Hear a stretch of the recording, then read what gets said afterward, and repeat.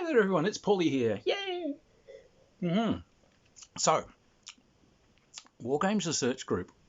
War Games Research Group over in the UK were one of the original groups doing miniatures games for general publication. Their first set of miniatures rules came out in 1969, and they were just the bee's knees in their different editions for, up until the 2010s. I covered some games that they did. The DBA game. There's one of theirs that I love, and it's called Hordes of the Things. Hordes of the Things is brilliant, giggle-worthy, fantastic. So, WIG did a game called DBA, which I have reviewed, and the essential mechanics of DBA were very good, very easy. This is a fantasy version of DBA, but it's been adapted and changed to meet the needs and the feel of fantasy, and it's done a brilliant job at it. This is a game that you can teach to kids very easily. This is a game that is a great kind of holiday for serious miniatures players because it's fun, but the tactical problems and the tactics in it are great fun. This is a spectacularly good piece of work. So, the basic idea. You have troops are elements. That is an oblong base which have a set number of figures glued onto it, and that will move in the game as a single piece. It will win, lose, advance, retreat, or be removed from the board as a group, and it represents whatever. It's a fantasy game. It represents a couple of thousand guys, or way more of, like, if they're little goblins or hordes of skeletons or something, probably way more. Might represent 5,000 or 6,000 guys, or it can be less because this is fantasy. So each element is a set type of troops, and this is fantasy. So there are military troops. There are knights, which are guys who are designed to they ride some kind of beast, or they might be chariots or something like that, but they're designed to they ride in and they impact and they overcome people. They're a bit do or die. They can roll over people, but because that's the only thing they got in their box, they can also die. There are riders who often have missile weapons or lighter animals, and they're not quite as bubbly insane as knights. They're not quite as good at steamrolling over people, but they're also, in some ways, they're harder to kill because when things go bad for them, they withdraw. We have spearsmen, who are pretty good at holding off cavalry, pretty good at rolling over infantry, and they can fight deeper. So you can put two units behind each other, and the guys in front get a bonus as long as you're in good going and not attacked from the sides or anything. There are blade. Blade are guys who are designed to get in close and fight with other guys on foot. So it could be Roman legionary style guys, stab. It could be guys with Huskarls, two-handed axes. It could be mighty two-handed swordsmen. All that kind of cool stuff. There are warband, which are kind of tribesmen-y sorts that are renowned for their incredibly ferocious, hard-to-stop charges. Gallic spearsmen, mad Sudanese tribesmen rampaging in with swords and shields, fantastic. They can be really dangerous. They can fight deep. You can put two behind each other, so you get more of a battering ram of these guys. A little bit vulnerable to being run over by knights and so on. There are behemoths. Behemoths are giant things. So could be Mumak, boom, boom, boom, boom. It's the Oliphants. Or it could be a giant. Or it could be a bunch of quite big things like trolls and so on, way bigger than normal people, slinging boulders around and whatever. You've got artillery, torsion artillery, or, it could be strange little dwarven bombards, or what have you. Shooters. Shooters could be mighty elven bowmen. They could be Barsumian riflemen. They could be whatever. These are guys that shoot people at a distance. Not that good at fighting hand to hand, but if cavalry come and try and charge them, they're pretty good at kind of gunning down cavalry just before they hit. Ask any Frenchman. But we get fantasy types. So you get flyers. Light flyers. This could be people on things like Pegasi or flying bats or something like that. They're all out there and fine. The other thing that we do get are it could be flying creatures, swarms of bats, swarms of sturges. They're not wildly decisive, but they can come around and kind of stack on the back of the combats, and they can just be a pain in the butt. There are flying ships, which are bigger things. They could be literally Barsoomian sky ships. They could be sky whales, zeppelins. You get some fantasies that do have this sort of stuff. So, all right, they're often dropping bombs and darts and firing down at people from above, so they're a bit more of a problem. You have dragons, which can swoop in and they're a bit hard to summon, and if it looks like they are just, oh god, they do terrible damage, but if it ever looks like they're in danger, they immediately piss off, because they didn't get to be a couple of thousand years old by, hanging around and fighting to the last man, the last bullet. There are heroes, which are a single guy, and when you base them, have a single guy, but they can have more guys behind their entourage. Could be someone, and I have seen some brilliant things where people have set up, they'll have a hero, and I've actually had guys setting up they'll have an artist painting his portrait, or something like that on the back of the base. Just brilliant. And in fact, they've taken a digital photo of the hero, shrunk that down and put it on an easel that the artist's actually using. It's like fantastic. There are paladins, which are like holy warriors. They're actually a bit tougher than heroes, but heroes are better at not dying. Heroes are better at making that last minute escape. There are sneakers, which are things like ninja or guys with magic rings or something. Things that are hard to see, easy to sneak. They're very good at sneaking to people's strongholds. There are things like lurkers. I love those. Instead of sort of having skirmishy light infantry things, you can have lurkers who you can essentially they can just appear during the game. You have them as part of your army, but you declare that they're deploying in areas of cover. You can specify like water lurkers, so they can jump out of marshes and jump out of rivers and streams as people are trying to ford them, or lurkery lurkers. Someone gets too close to those woods, rah, the spiders come out. Someone gets too close to those woods, yar, the elven rangers come out. So. And of course, our old favourite, magicians, sorcerers. Sorcerers are kind of they can fight in hand-to-hand because they've got a bit of entourage and they'll like throw fireballs and whatever, but they're essentially kind of an artillery. They shoot really well, and they don't need line of sight. So they can shoot through their own troops or over the other side of hills and things like that, because they've got scrying and so on, so they can they can see their targets without having to have a line of sight. A bit dangerous, but they do chew up resources to do it. You nominate one element on your battlefield as the general, and they get a bit of bonus in combat. So choosing your army, you've got like 24 points, and you use that to purchase units. So obviously, magicians are pretty spendy, and everyday military stuff is way, way, way cheaper. Everyone has to provide miniature for like a stronghold of some kind, a town or a evil tower or a haunted swamp or something, and those are great to model. They're great fun because you roll a dice at the start, one of you is going to be the defender, and they do put a stronghold down on their back line there. However, the cheapest troop type to buy is the one for whom the whole game is named, the Hordes, and the Hordes are hysterical. They don't fight well at all. Hordes are the Tolkien-esque vast masses of orcs that just keep coming and coming and coming and just seem to be utter shite. They're terrible in battle for some reason, but they just keep coming. Hordes of the things. It could be skeleton hordes, shambling zombies, vast-ranging hordes of beasts, automatons, whatever. These things don't fight very well, and it's a much deeper base than the others because you're packing these things in there. But the neat thing about these things is when you kill one, you can be replaced for free from the other guy's back line. So they just keep coming. So they're hilarious, and they're the thing that really makes this game run.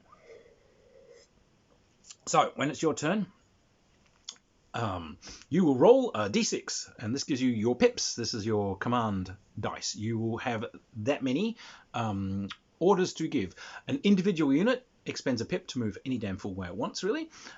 Or if you've got units that are contacting base to base, that forms a larger sort of maneuver unit, and you can use a pip to move maneuver units around. Because they're touching, they're not as agile, you kind of have to wheel them around because they have to stay in contact, but it only costs you one pip to move them. So that's how you move the big battle lines and the big kind of battalions around. Costs you extra to do some things pip-wise. You have to pay pips to cast magic spells from sorcerers. You have to pay to move air troops, because they're a bit flighty and hard to order, I guess. And you can also do things like, if a sorcerer has overcome a hero or another sorcerer, it doesn't kill them, it ensorcels them. It turns them into a frog or a dragonfly or a butterfly, or turns them into a house plant or something. You can provide a miniature or a counter for this if you want. I suggest you do, because it's quite funny. And that then goes into the control of the sorcerer. It's put either in the stronghold or back of the back line or something. You can expend a buttload of points if you roll like a natural 6. I think your ensorcelled guy suddenly becomes unensorcelled. You have to walk all the way across the battlefield, but he's back. Yeah, there's these sorts of cool things you can do. Dragons, you have to summon onto the battlefield, and again, I think you have to spend 6 points to summon a dragon. So they're not there when you start, and then this thing appears, and it'll do a ton of damage, but it won't be there with you from the start. And likewise, there's another type of troop you can have, which is a god. Not a monotheistic one. You can't summon you can't summon Jehovah or Allah or whatever. But I guess conceptually, everyone on the battlefield could be a Buddha. But yes, but you can summon a dog, summon a god. Ariok, blood and souls. And again, you spend 6 points and you get a god. Boom. Now, there is a list of very cool armies that you can choose from in the back. We'll get onto that in a moment. What you do when units are in conflict, it's either firing at range with the things that can fire at range, or when you move base to base with everything else. You both roll the dice, and everything has a dice bonus that it gets. It's different depending on whether you're fighting mounted things or foot things, or sometimes like other. You roll the dice, you add the bonus, and the default is if one side has a higher score than the other, then the loser would be pushed back, and the winner sometimes might follow up, depending on whether they're like impetuously troop sorts. If you've lost and the other guy has doubled your total score, the loser is wiped out. That's it, you're gone. However, there's a list of different troops, and some things are more or less vulnerable to different types of attack. So that default might change. So Warband are very vulnerable to knights and behemoths. If they are merely beaten by them, not doubled, they're destroyed. Crunch. However, knights and so on are very vulnerable to shooters. If knights attack shooters and are defeated by them, they'll get shot down. So they're off the board. That sort of thing. The flyers are kind of a little bit special, because as long they're presumed to be up there until they attack someone. So if they're moving around, they can't be shot at. Oh, sorry, they can't be engaged in melee. They can be shot at. But once they attack someone physically, they're presumed to have come down, and people are like fighting from the sides of the skyship, or the Pegasus have flown down and like, you're lancing away or what have you. So now guys can chuck spears at you and whatever. So now you're in combat. But so part of the genius of the game is those exceptions to the rule. Figuring out which troops are really good against other ones and which ones are vulnerable, is a big part of the tactical problem of the game. The other tactical problem, of course, is choosing when you're going to spend bunches of points to fire off spells or summon big stuff, or, I'm going to move forward. Hang on, I've lost 3 hordes. I'm going to spend 3 points and just going to bring all the hordes back again. This guy's achieved nothing, I tell you, nothing. When an army has lost a third of its points total, so when you've lost 8 points worth of troops, that's it, game over. So you have to be a bit careful about how, particularly if you've got hordes, you've got to keep them coming to try and keep your side beefed up. It's great fun. There's a little campaign system built into it, which gives a fantastic little campaign. It's a little point crawl campaign system that you can do. It's just designed essentially to generate cool battles and cool alliances. You can play it with a bunch of friends over a fun day or an evening. Typical games of this, half an hour to an hour if it's a bit of a sticker of a game, but it's a fairly swift game.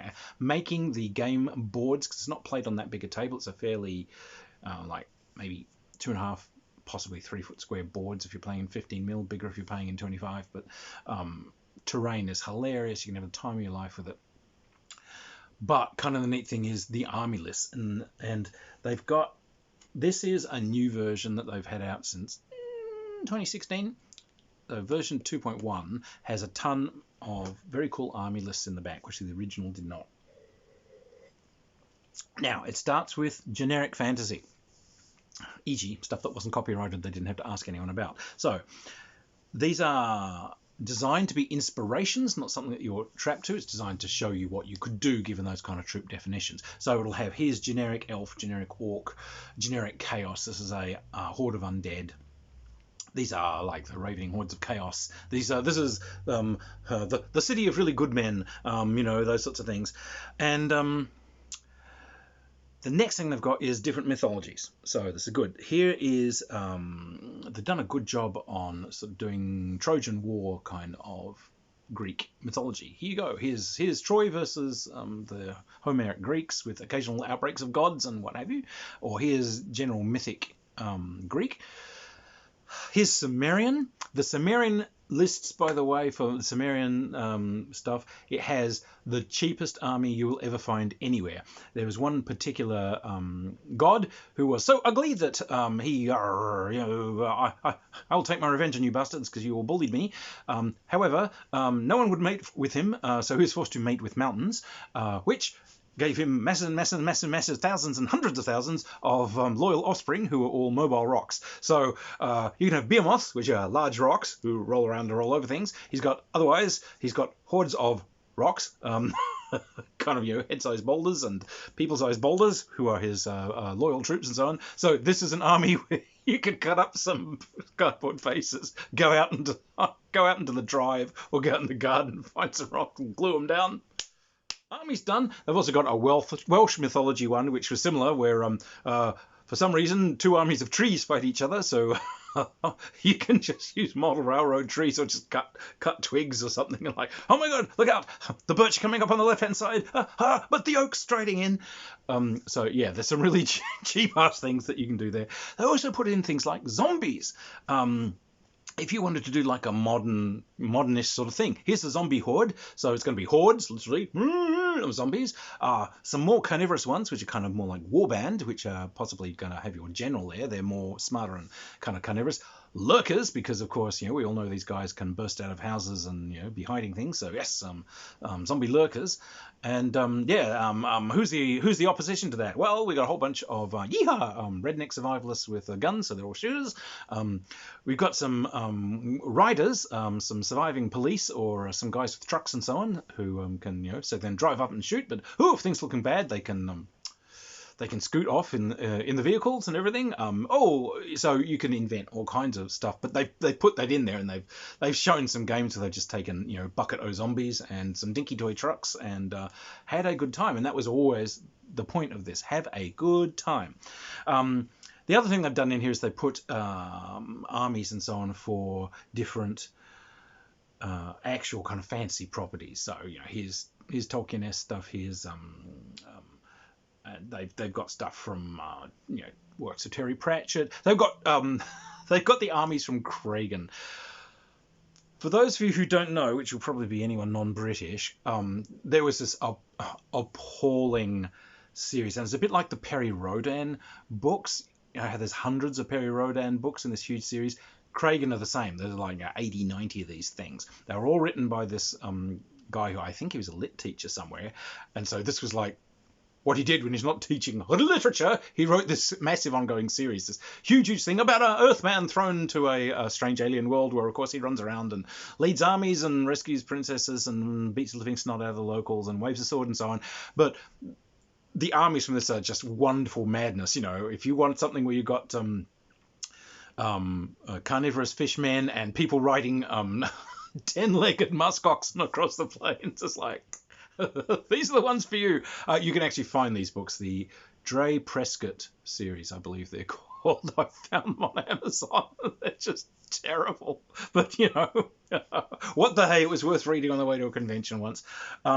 So, yes, I put all of those in there, but a lot of these are a leapfrog for you to think of your own stuff. So, like, I have done things we just had to do, like cook some stuff up very quickly for a display. There were some 15 mil, I think, irregular miniatures zombies, and some of them, for some reason, had helmets that looked like German World War II helmets. Great! Irregular miniatures cost sweet FA, so I got some of those, cut the heads off, and I glued those onto German World War II soldiers and so on, which I kind of reposed into all kinds of shuffly things and damaged up the equipment, painted them up, and yes. You know, this is experimental unit Wolf 154. You know, where the evil Nazi scientists have tried raising some of the dead, and so you got a beaten up old Tiger tank coming along with them. That's a Behemoth.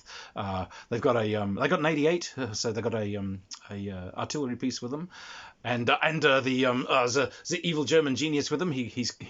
He can class as a sorcerer. He's got his books from the Cthulhu mythos, which is what he's used to raise these guys. So you can just anything you want. It all works. It's all fun. It's hysterical, and that's the key. These are rules which are designed for you to just have a rip roaring good time. So look, as a set of rules, these are fantastic for grizzled historical miniatures players because they have all the tactical nous on that you're used to, but you're suddenly playing some real absurdity and having fun.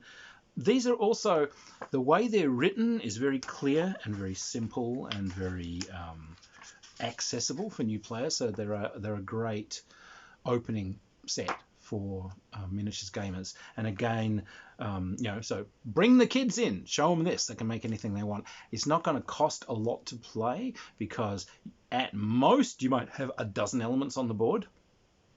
And any of these is really only going to have a few figures on each of them. So really in budget, very cheap to do.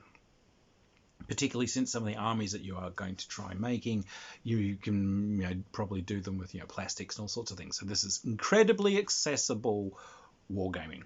So it's a little tiny work of genius. So anyway, Hordes of the Things. If you don't have it, get it. If you used to play it, version 2.1, the rules are pretty much the same. They've done expanded all of the army listings, and the other thing they've done is they've put a host of illustrations in to make movement clearer, and they've been very, very clear about stopping some of the weird little movement niggles that could interfere with play or allow rules lawyers to flourish. They've stamped down on that and removed it. So, well done. So anyway, Hordes of the Things. Go out and find it. If you've liked the reviews, by all means, hit subscribe. Find me on Patreon. Run forth into the streets and let the news be shouted. Keep playing games. Keep rolling the dice. Keep having fun, everyone. Cheers.